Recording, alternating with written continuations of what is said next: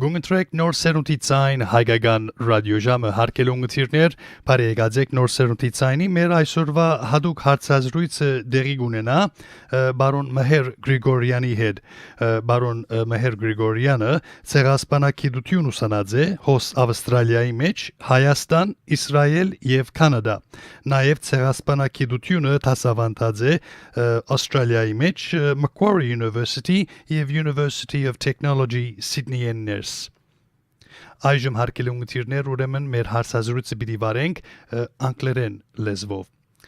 Welcome to radio station 2RRR and the Armenian Voice of North Serount program. Meher Grigorian, welcome. Thank you, Toros. Meher, you're a genocide studies scholar because you've studied this subject matter in Australia, Armenia, Israel and Canada. You've also taught it at Macquarie University and the University of Technology, Sydney, in this particular field, obviously, of genocide studies. For the purpose of our listeners, could you give us a little bit more information about yourself and why you became involved in this issue of genocide studies? Well, as part of my involvement in the field last year, I organised an event with the Uniting Church that paid tribute to the Australian humanitarians that assisted Armenian genocide survivors back in the 1920s. As part of that work, I secured a news story by SBS World News Television to report on the event. And despite my request of them for them to accurately refer to the Armenian genocide, I saw that when they eventually broadcast the story, the newsreader at SBS seemed to present the Armenian refugees, which were the subject of that story, as refugees from World War I, rather than refugees of their own government's attempt at exterminating them. Later this year, in April, I saw that SBS published an article, an opinion piece, by the Australian Turkish Advocacy Alliance, or ATAA. And in that article, which was mostly fine, what the ATAA did was call itself an advocate for social cohesion and multicultural harmony. And this was following last year their expulsion from Australia's National Anti-Racism Campaign from the Australian Human Rights Commission.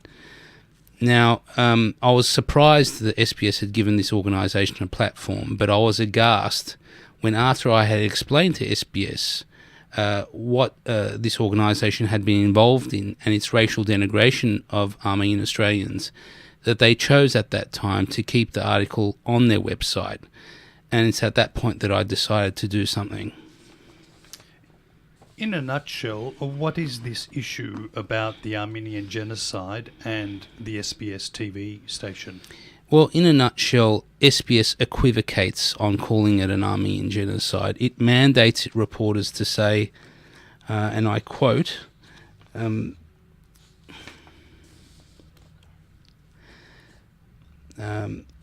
SBS reporters, I should say, Toros, are instructed to refer to the event as the mass killing of Armenians, considered by many to have been a genocide which Turkey denies.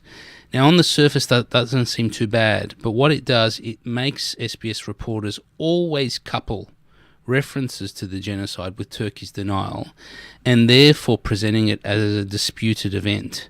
Now, when they present it as a disputed event, what they're essentially doing is sowing undue doubt in the minds of their audience as to whether the genocide occurred. And in doing so, SBS is completely out of whack with scholarly consensus on the matter. Right.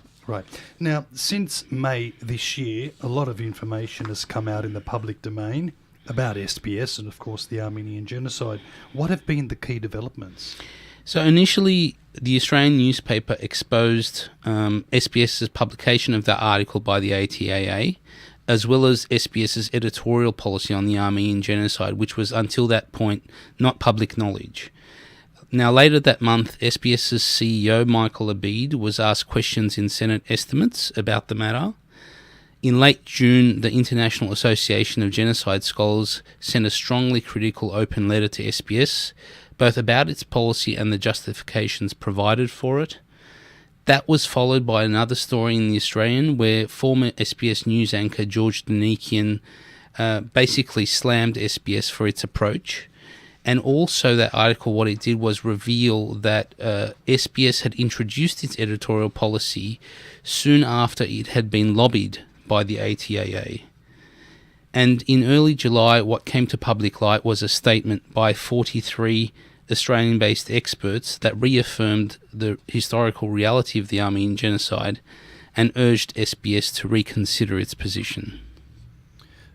So the crux of the matter is, as you so correctly pointed out, Meher, that SBS News and Current Affairs has a specific policy whereby they refer to the Armenian Genocide, which prohibits its reporters from naming it as such. So they talk about it, but they don't call it a genocide. They say instead things like mass killing of Armenians considered by many to have been a genocide, which Turkey denies. That's right. Essentially, they're not talking about the issue candidly, forthrightly, honestly.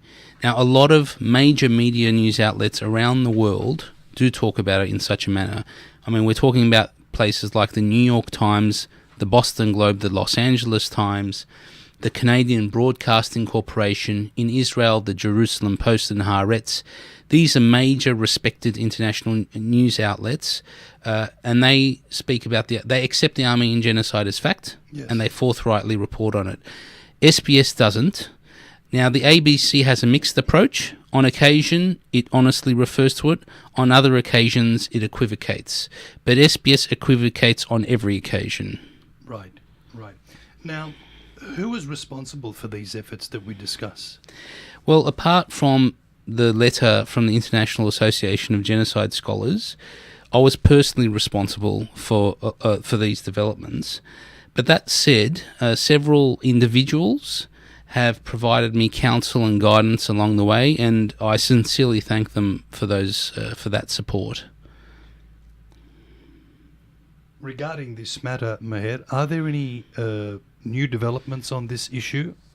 There are, Toros. In mid-July, Stepan Kirkasharian, Councillor Sarkis Yedelyan and I met with SBS's leadership team to discuss their editorial policy on the Armenian Genocide. Before going into the specifics, I do want to thank Stepan and Sarkis for their assistance and their counsel in the matter.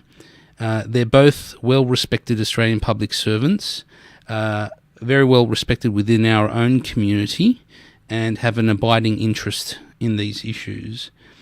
So, as for the meeting, SBS did take on board our concerns that its editorial policy was not being adhered to by its Turkish language programs.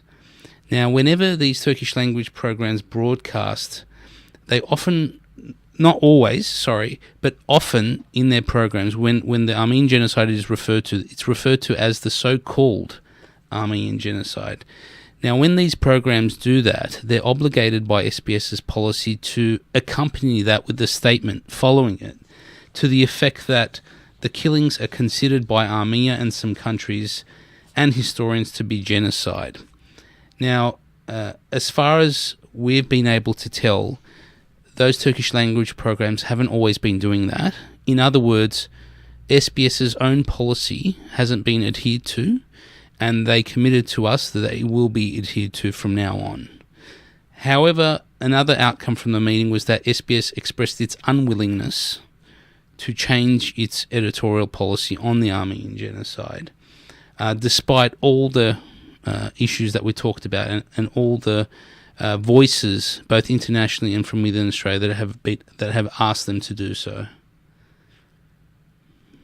The interesting thing is, more than 20 countries, including France and Russia, and 2 Australian states, New South Wales and South Australia, recognise the events of that period in which the Ottoman government systematically exterminated 1.5 million Armenian subjects as genocide. But both of Australia's major political parties have so far stopped short of doing so at a federal level. Do you think that's perhaps the reason why SBS has taken this position? Well, that's what SBS has said, and if you're going to take them at face value, then sure, that's what they've said. But SBS is not a state broadcaster; it's a public broadcaster. its independence in content and programming is enshrined in legislation. In actual fact, the government cannot tell SBS what its content should be. So SBS makes these decisions independently.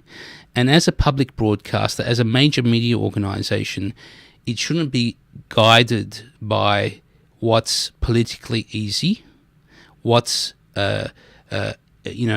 convenient. It should be guided by what's accurate. It should stay true to established facts. Now, that's what it's not doing.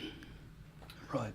Now, the Prime Minister Malcolm Turnbull and former Treasurer Joe Hockey have both previously called for the Australian Parliament to formally recognise the Armenian Genocide.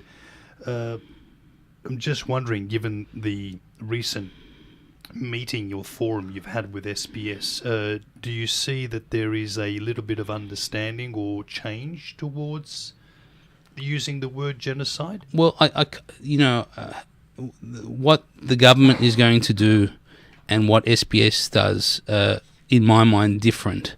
If SBS had a change in its stance, I don't think that would automatically mean, or even indirectly mean, that the government would change its stance. I think they're two completely different issues. What is important, though, is that for the Armenian community to understand that what's at stake here is not just parliamentary or governmental recognition. Armenian genocide recognition is a wider issue. There are a lot of key societal institutions that don't refer to our history, or history, I should say, true history, accurately. And that is a problem. And we need to expand the scope of our thinking, not just directed at Parliament, but at these major institutions. Media plays a critical role in shaping people's perceptions of reality, of history, etc. And it's important that they deal with this issue forthrightly. One of the things that I wanted to bring to focus here, Meher, was also this article in the Australian about the SBS's Turkish report being scrutinised. Could you give us some flavour to that in terms of what the Australian was reporting about this particular subject matter? Toros, that was the initial article which pretty much brought to light the fact that SBS had published the article by the ATAA, and also brought to public attention the fact that SBS did have an editorial policy on the Armenian Genocide. So that's what that article did. And later on, the Australian obviously brought to public light that SBS had been lobbied by the ATAA and had introduced its editorial policy after that lobbying effort. Right, I see. Okay.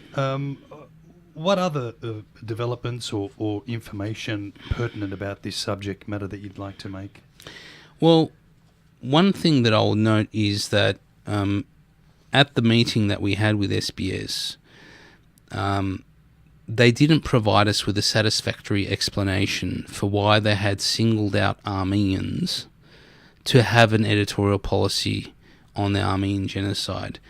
Now, SBS does not have an editorial policy for any historical atrocity that is still denied or minimised by the successor state.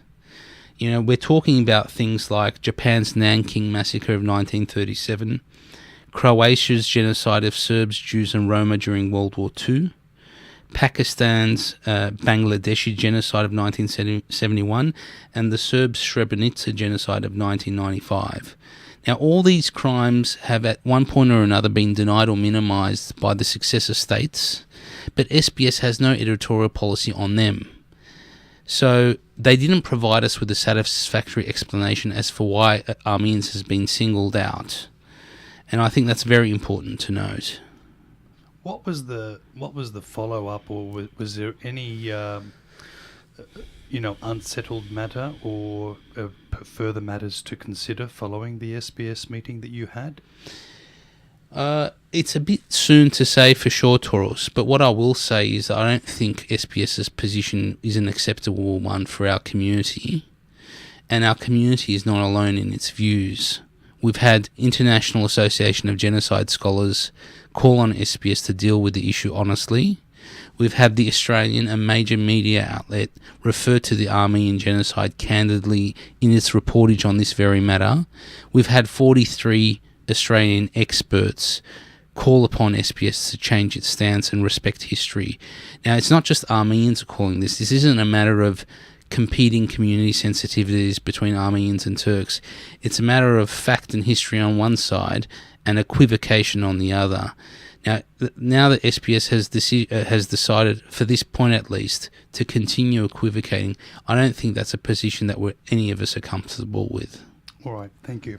Meher, is there anything that members of the Armenian community can do further to assist regarding this matter? Well, what I would say is that I know that there are a lot of members of our community who are fluent in Turkish, and they listen to or view SBS's Turkish language broadcasts.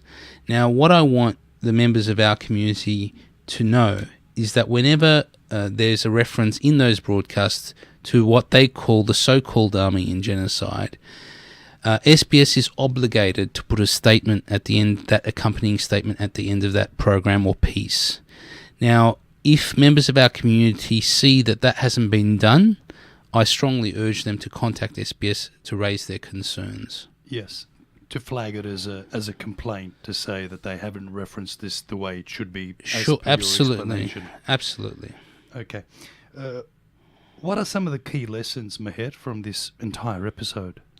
Look, I mean, there's one thing that I would say is that as a community, we do need to do a better job of monitoring the activities of Armenian genocide deniers.